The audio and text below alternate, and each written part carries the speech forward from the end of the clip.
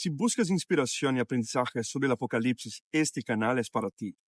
Únete a nuestra comunidad, suscríbete y activa la campanita para no perderte nuevas reflexiones claras y transformadoras. Te espero.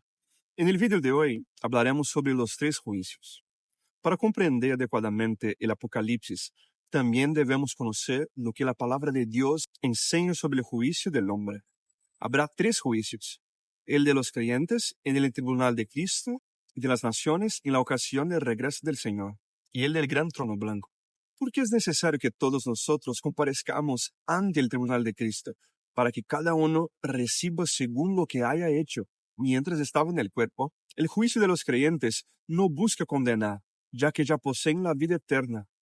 El del tribunal de Cristo es una cuestión de recompensa o disciplina. Los salvos serán juzgados en el tribunal de Cristo, mientras que los impios serán juzgados por Dios en el juicio del gran trono blanco. El juicio de los creyentes en el tribunal de Cristo será antes del milenio, en el momento de su venida, y el juicio de los impios será después del milenio.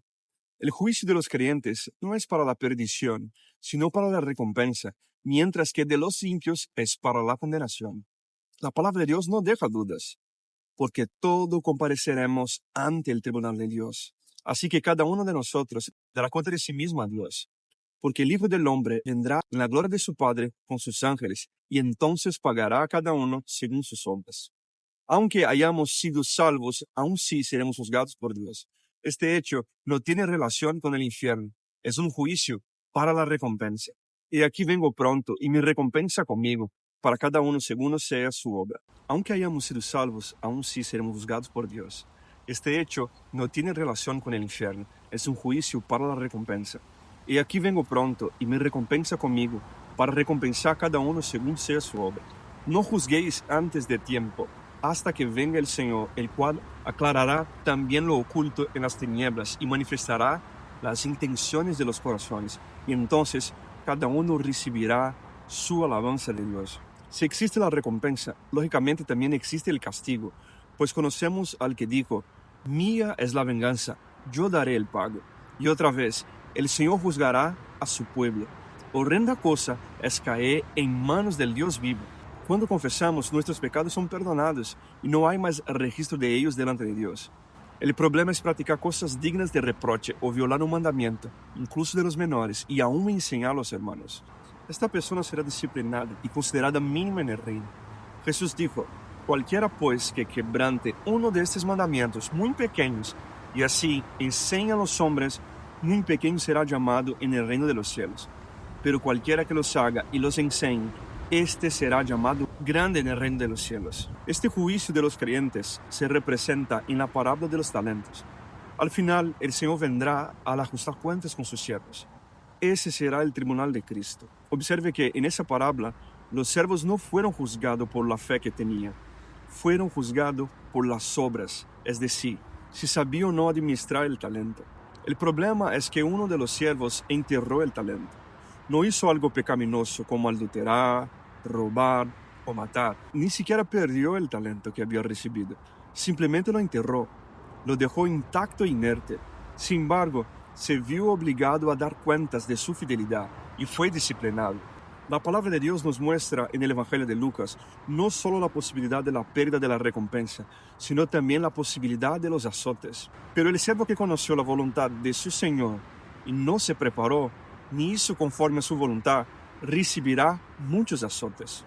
Pero el que sin conocerla hizo cosas que merecen castigo, recibirá pocos azotes.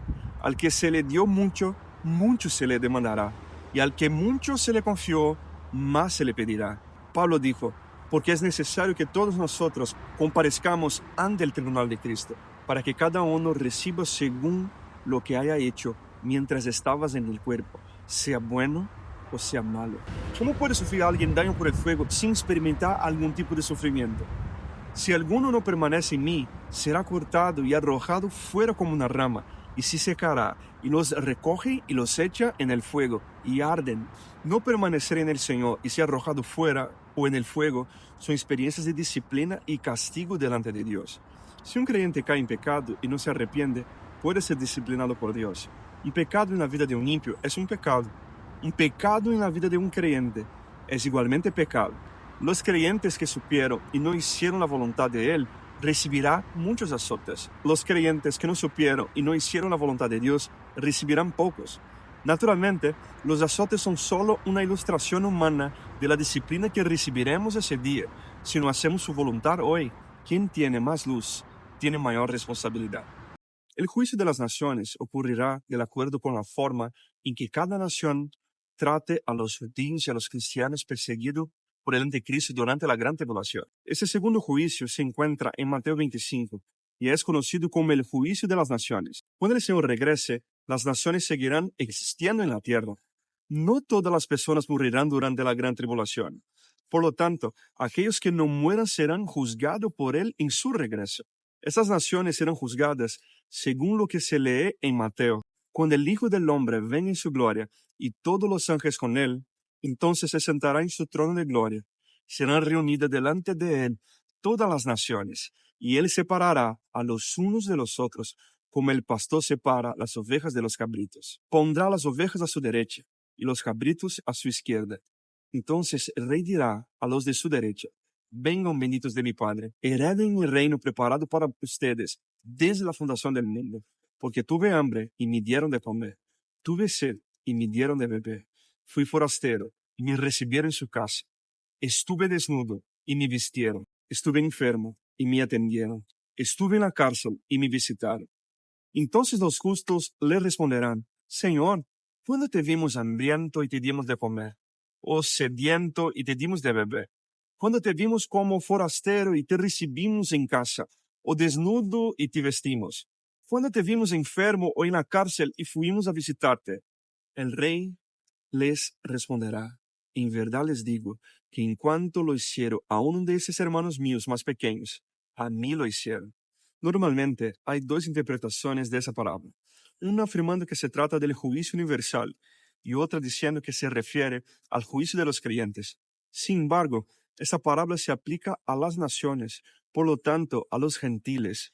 Si fuera un juicio universal, debería incluir a los judíos y a la iglesia, pero sabemos que no hay enseñanza sobre el juicio universal en la Biblia. Es para las naciones o los gentiles. La palabra nación se traduce como gentil en otros lugares, como en Mateo. Esta parábola sucede antes del milenio, porque el Señor dice que en su venida reunirá a las naciones. Así, el juicio de las naciones será antes del juicio del trono blanco. El del trono blanco será para todos los que murieron sin Cristo. Esta parábola ciertamente muestra el juicio de aquellos que estarán vivos en el momento del regreso del Señor.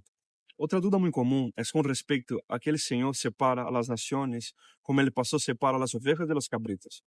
Como el texto habla de ovejas, las personas concluyen apresuradamente que se trata de la iglesia, pero las naciones mencionadas aquí significan los gentiles. No puede denotar a la iglesia por las siguientes razones. Las ovejas hicieron algo por Cristo sin saberlo. Por lo tanto, las ovejas en este caso no se refieren a los creyentes, ya que un creyente sabe cuando está haciendo algo por el Señor, porque es movido por el Espíritu. La iglesia es elegida antes de la fundación del mundo, como dice Pablo a los Efesios, así como nos escogió Él antes de la fundación del mundo, para que fuéramos santos y sin mancha delante de Él. Mientras que las ovejas mencionadas aquí tienen su origen desde la fundación del mundo. Entonces dirá el rey a los que estén a su derecha: vengan benditos de mi Padre, hereden el reino preparado para vosotros desde la fundación del mundo. El juicio de las naciones resulta en vida o muerte eterna, pero los creyentes ya tienen vida eterna. Como se ha visto, el juicio de los creyentes en el tribunal de Cristo es para la recompensa y no para la condenación. Si fuera para los creyentes, se podría concluir que la salvación es por obras, lo que contradice la revelación de la justificación por fe. Cuando el Señor proclama: tuve hambre y me diste de comer, tuve sed y me diste de beber, fui forastero y me recibiste, estuve desnudo y me vestiste, estuve enfermo y me visitaste, el texto muestra que algunos cumplieron con estos preceptos, mientras que otros no. Lo más sorprendente es que aquellos que los cumplieron no sabían que habían hecho algo para el Señor y preguntaron: Señor, ¿cuándo te vimos desnudo o te vestimos, o hambriento y te dimos de comer? ¿Cuándo te vimos como forastero y te recibimos en casa, o desnudo y te vestimos? ¿Cuándo te vimos enfermo o en la cárcel y fuimos a visitarte? Y el Señor responde: cuando hicieron a uno de estos hermanos míos más pequeños, A mí lo hicieron. El juicio de las naciones no se basa en la fe. El Señor no dice nada acerca de creer en el Evangelio o el mensaje de la salvación. Es un juicio basado en obras. ¿Cuáles obras? Los condenados lo fueron simplemente porque no cuidaron de los hermanos pequeños del Señor. Una vez que comprendemos quiénes son las ovejas, ahora necesitamos entender quiénes son los pequeños hermanos del Señor. Según la Biblia, el Señor tiene tres tipos diferentes de hermanos. Los judíos, porque son de la misma raza, los propios hermanos de Jesús en carne, y la iglesia. ¿No parece lógico que el texto se refiera a los hermanos de Jesús en carne, los otros hijos de María? Por lo tanto, podemos concluir que los pequeños hermanos de Jesús son los judíos de la iglesia. El juicio de las naciones será entonces de acuerdo con la forma en que traten a los judíos y a la parte de la iglesia que no sea arrebatada durante la persecución que el anticristo llevará a cabo contra ellos durante la gran tribulación. Durante la gran tribulación, el anticristo establecerá una marca sin la cual no se podrá comprar ni vender.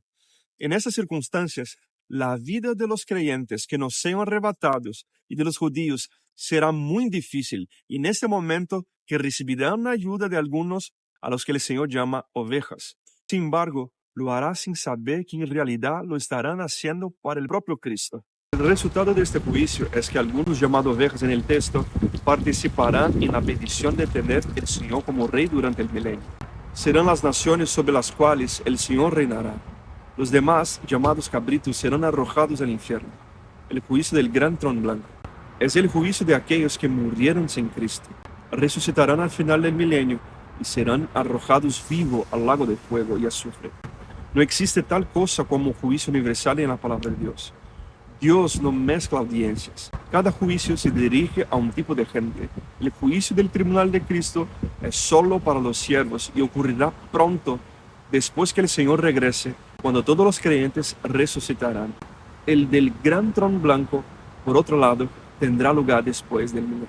Vi un gran trono blanco, y al que estaba sentado en él, de delante del cual huyeron la tierra y el cielo, y ningún lugar se encontró para ellos. Y vi a los muertos, grandes y pequeños, de pie delante del trono. Entonces se abrieron libros. Otro libro también fue abierto, el libro de la vida. Los muertos fueron juzgados según sus obras, según lo que estaba escrito en los libros. El mar entregó los muertos que había en él. La muerte y en el Hades entregaron los muertos que había en ellos, y fueron juzgados cada uno según sus obras. Y la muerte y el Hades fueron arrojados al lago de fuego. Esta es la segunda muerte, el lago de fuego. Y el que no se halló inscrito en el libro de la vida fue lanzado al lago de fuego.